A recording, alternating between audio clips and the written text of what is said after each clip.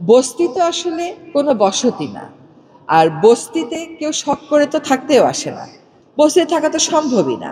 তো মানে মানুষ নিতান্ত বাধ্য না হয়ে তো বস্তিতে থাকে না। ফলে বস্তিবাসীর পুনর্বাসন না করে মানুষ যেন বস্তিবাসী না হয়, এই জাতীয় হাউজিং অথরিটির ম্যান্ডেটটা ওইভাবে একটু রিভিজিট করা যায় কিনা, যে যেখানেই সমস্যাটা হবে সেখানেই আপনারা স্থানীয় প্রশাসনের সহায়তায়, স্বেচ্ছাসেবীদের সহায়তায়, ব্যবসায়ীদের সহায়তায় সেখানেই আপনারা পুনর্বাসন করবেন। আপনারা তো ন্যাশনাল হাউজিং অথরিটি, আপনারা বিকেন্দ্রীকরণের অনেক কয়টা মডেল হতে পারে। একটা যেটা হতে পারে যে আপনি পার্টনারশিপে যান, আপনি তো সব কাজ করতে পারবেন না। কৃষি মন্ত্রণালয় কি দেশব্যাপী ধান লাগায়? তা তো লাগায় না। কৃষকেরাই তো ধান লাগিয়ে খাদ্য সমস্যার সমাধান করে। তো আপনাকে দেশব্যাপী ফ্ল্যাট করতে হবে না। আপনি পার্টনারশিপে যান উইথ লোকাল গভর্নমেন্ট, আপনি পার্টনারশিপে যান উইথ ব্যাংকস, আপনি পার্টনারশিপে যান উইথ কর্পোরেশনস, আপনি পার্টনারশিপে যান উইথ এনজিওস। এই যে আমাদের রিহাব আছে, তাদের ব্যবসায়িক মডেলেও তো একটু সিএসআর আনতে হবে।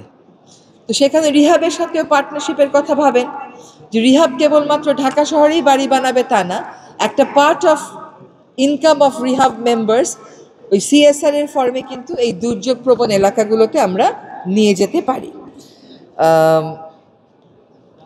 এই একটা হচ্ছে যে আমাদের বসতি মানে কি, একটা হচ্ছে গ্রিন বিল্ডিং, একটা হচ্ছে দুর্যোগ সহনশীল বিল্ডিং, আরেকটা হচ্ছে বিকেন্দ্রীকরণ থ্রু পার্টনারশিপ।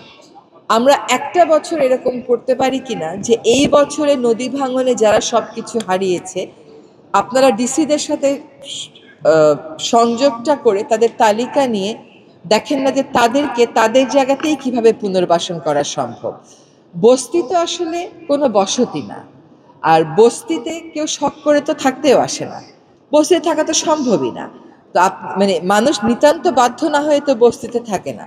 ফলে বস্তিবাসীর পুনর্বাসন না করে মানুষ যেন বস্তিবাসী না হয়, এই জাতীয় হাউজিং অথরিটির ম্যান্ডেটটা ওইভাবে একটু রিভিজিট করা যায় কিনা, যে যেখানেই সমস্যাটা হবে সেখানেই আপনারা স্থানীয় প্রশাসনের সহায়তায়, স্বেচ্ছাসেবীদের সহায়তায়, ব্যবসায়ীদের সহায়তায় সেখানেই আপনারা পুনর্বাসন করবেন।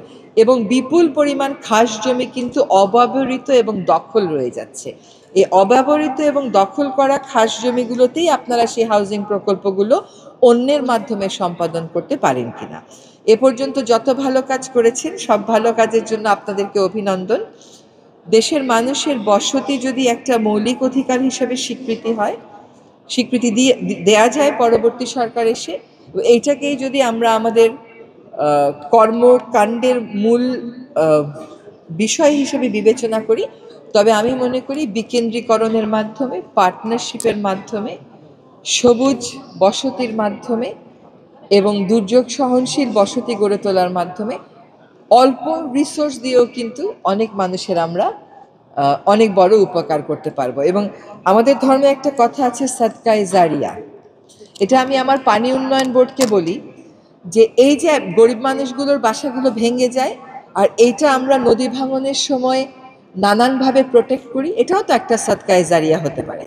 তো ন্যাশনাল হাউজিং অথরিটি যখন নিম্নবিত্ত, নিম্ন মধ্যবিত্তের জন্য বাসা করে দেবে, এটাও তো একটা সদকায়ে জারিয়া হিসেবে বিবেচিত হতে পারে। আমাদের কর্মকাণ্ডের মূল কেন্দ্রে আসলে ওই মানুষগুলোকেই রাখতে হবে এবং এইভাবেই আমাদের যে রুলস অফ বিজনেস সেটাকে মডিফাই করতে হবে। আপনারা জলবায়ু পরিবর্তন ট্রাস্ট ফান্ডে একটু দেখেন যে আপনারা সত্যি যে মডেলগুলো আছে এগুলোকে স্কেল আপ করার জন্য বন্যাপ্রবণ এলাকাতে, নদী ভাঙন এলাকাতে কিছু করতে চান কিনা। উই উইল বি, আমাদের পরিবেশ মন্ত্রণালয় থেকে যত রকম সহায়তা দেওয়া প্রয়োজন আমরা সেটা দিতে প্রস্তুত থাকবো। ধন্যবাদ।